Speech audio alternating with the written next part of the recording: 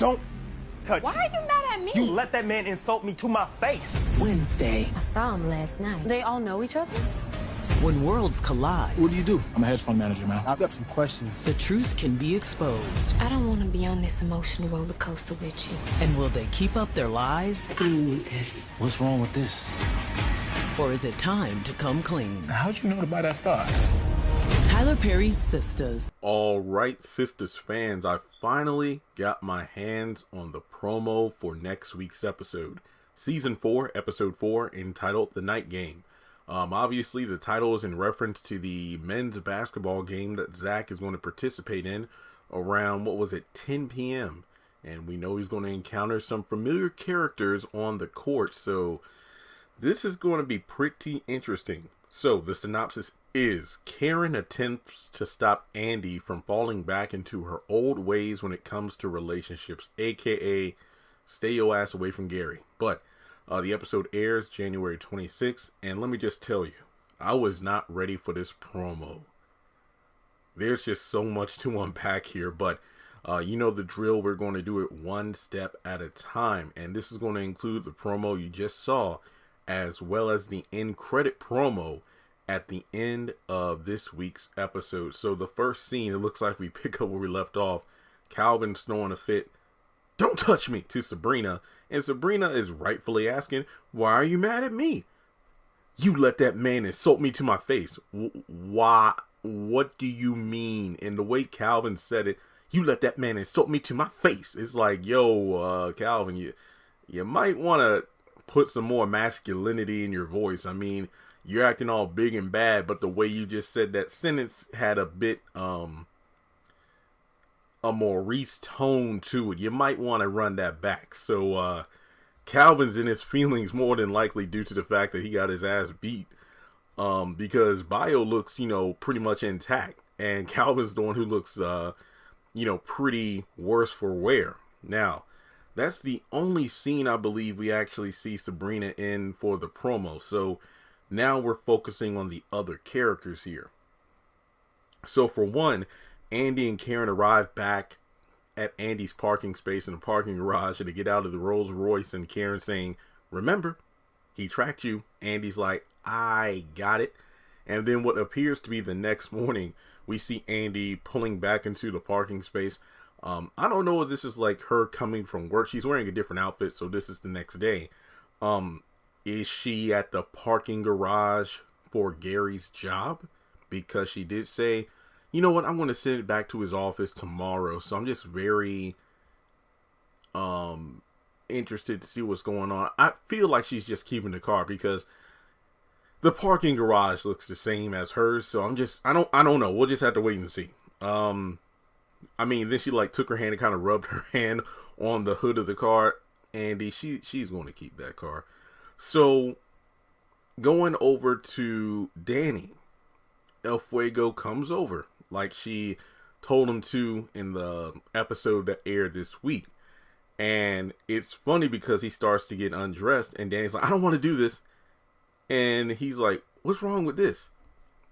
She goes on to say, "Look, I'm sorry I made you come all the way over here. Oh, it's the white boy." And then she just starts making these gestures with her hands like, "It's all this." So this woman is conflicted. And it's just the fact that she's doing zero self-reflection, yet she expects Preston to just wait around for her to be ready. It's kind of like, those marriages that are public where the, what's his name? Pastor John Gray, he was talking about that in one sermon when he went viral for, cheating on his wife or something, in regards to, "You know what? I wasn't a man when I got married. My wife had to wait for me to mature and whatnot." And it's like, what? I think even Jay-Z mentioned something along those lines in 444 in regards to being married for a while to Beyonce before he truly felt mature and ready to be a, true husband and whatnot. And I'm just like, wait, what? Like, I thought, I'm not married or in a relationship, so who am I to judge? But that's pretty much where it feels like, where Danny wants Preston to pretty much put his love life on hold while she pretty much plays out in the street until she figures things out for herself. That's not really how it should go. I mean, if the person truly cares about you and wants and feels like you're worth the wait, I guess so. Because what's that saying? Sometimes you find the right love at the wrong time. But I don't know. Danny just needs to stop. I mean, if I were El Fuego, I just wouldn't even went over there, especially the way she treated you at the airport. So from there, I guess the next scene to make sense of is to go over to the basketball court. Let me tell you this. I did like 20 videos last night. Well, actually, those were videos I recorded over the past couple days, but I haven't had a chance to edit and post them. So some of the things I want to talk about here are things I talked about in those videos. But basically, I theorized, Nathan and Tony are a couple of characters from Zatima, the spinoff series, who will be Zach's friend, who he's familiar with from playing basketball. So I'm wondering if we'll get introduced to those characters in the upcoming episode, or if we're only focusing on the characters we know of, such as Zach, Gary, and Aaron. But in any case, there's a moment where Zach is talking with Gary. Hey, what do you do? And this is the part that floored me. Gary straight up says, I'm a hedge fund manager. And I actually Googled it to see what that means. And essentially is, a hedge fund manager is a financial company or individual that employs professional portfolio managers and analysts in order to establish hedge funds. They typically specialize in a particular investment strategy that they then use as their fund portfolio's mandate. So basically, he manages money. That's the easiest way to put it.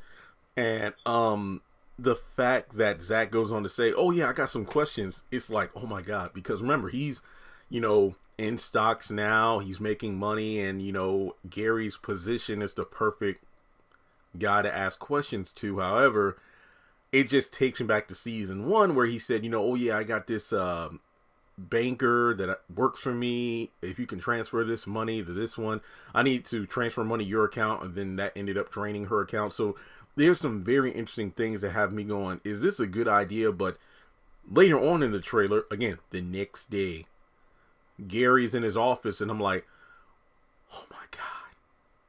We're not only finding out what Gary does for a living, but we find out that he has an office and everything. It's not just talking when it's like, I'm going to work. Well, what do you work at? We knew in season 1 that he was a professional athlete at one time, and that's how he's wealthy, but we never knew what sport he played, how long he played, was he retired, what's going on. But no, he actually has a legit job and everything.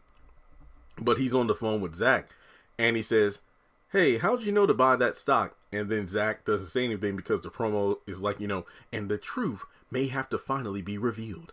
And it looks like, Gary has somebody in his office, like an assistant or maybe a coworker or something along those lines. So this must be the person who brings Zach's portfolio to Gary. And then he's shocked by his recent, financial victories and whatnot. It's really just the first stock that's questionable, because it's like, wait, how come you would know about this? But then the second stock, the bank, I think it was Natalie was the name of the person that works at the bank that called him to suggest, hey, I think you should do this and this with this particular stock. And that's how he's over a millionaire now. But in any case, yeah, I'm just floored by that. The fact that Gary has a job that we actually know of now, and we see him on the job, and his connection with one of the characters, Zach, makes sense. Because here's the thing, and I look, I know this is a bit of a stretch, but Tyler Perry better not make me start to like Gary, because of the fact that the whole thing with him and Andy has gotten very old years ago already. But to actually kind of freshen up the character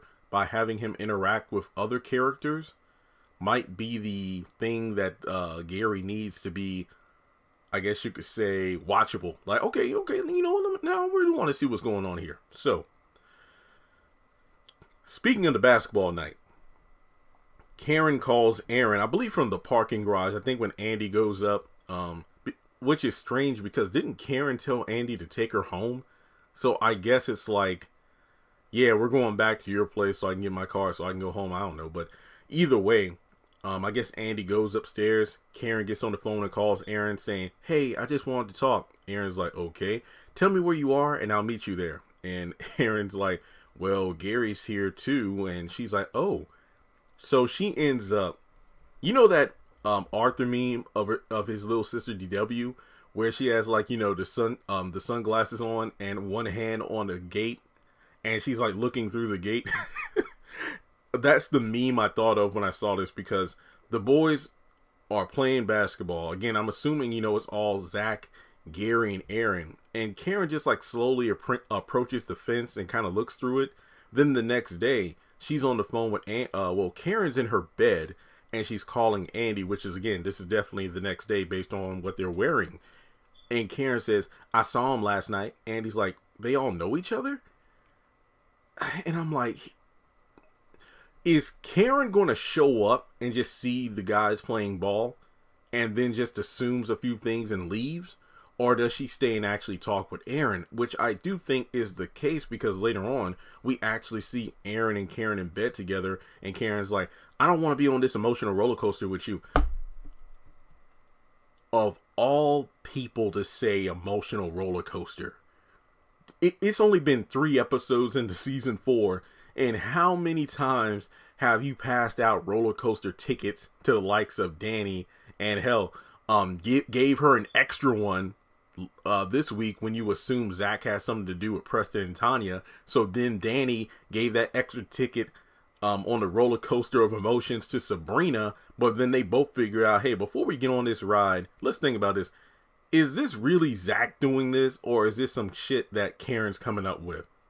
So Karen is just, as fun as she is, is this her big thing? Like, if you watched Bruh season 2, then you know that Pam was the one who was pretty much pulling a Karen when it came to breaking up the guys. Like, she was the mean girl of Bruh season 2, causing all kinds of problems because she was pissed at Mike, and then she pretended to, like, have affairs with Tom and Bill. I know you're probably wondering, like, Jeremy, I haven't watched Bruh, or Jeremy, I've only watched like the handful of Bruh episodes that have aired on BET, recently. So hopefully you know the names. If not, I got a Bruh playlist where I've broken down every single episode from seasons 1 and 2, so check them out. But basically, yeah, her and then Regina, they teamed up and just caused a whole bunch of trouble for the Bruhs the entire season.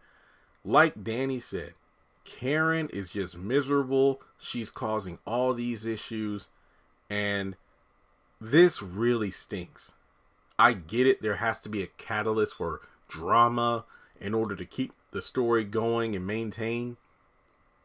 But to have Karen be just the bitter ex during the back half of season 3, and then transfer that into season 4, where she's just, making up scenarios. Like, I can't forgive what she did to Zach in regards to trying to shift the blame on Tanya and Preston on him, when Tanya and Preston both said we randomly met a couple of days ago at a gas station. So I don't know, this is just ridiculous. But in any case, the last thing to talk about is Zach and Fatima in bed. Zach is sitting up. Something looks like it's troubling him, so I'm wondering if he did see or notice Karen was at the basketball court, because here's what happens. We don't hear Zach say anything. We just look at his face and you could tell that something's wrong. But Fatima says, Zach, I'm telling you right now, if you F with my heart, you will lose. So I'm guessing he comes back from the basketball game and something's off. And I feel like it has to do with Karen possibly showing up and, maybe seeing Aaron there and seeing them talk. It's just one of those things where it just ain't going to end too well. But regardless, I'm actually pretty damn excited about next week. But let me know your thoughts in the comment section below. What do you think is going to happen? Karen is just, man, I don't know. So thanks so much for tuning in. Make sure you hit the thumbs up button to show you liked the video. Let's try to get to 100 likes, since this is a big trailer right here. Hit subscribe. We are less than 1,600 people away from 200,000 subscribers on the channel. Follow me on social media. Links are in the description below. Hit the bell icon and select all. That way you don't miss out when I post content on the channel. And if you would like to donate to the channel, feel free to do so on PayPal or Cash App.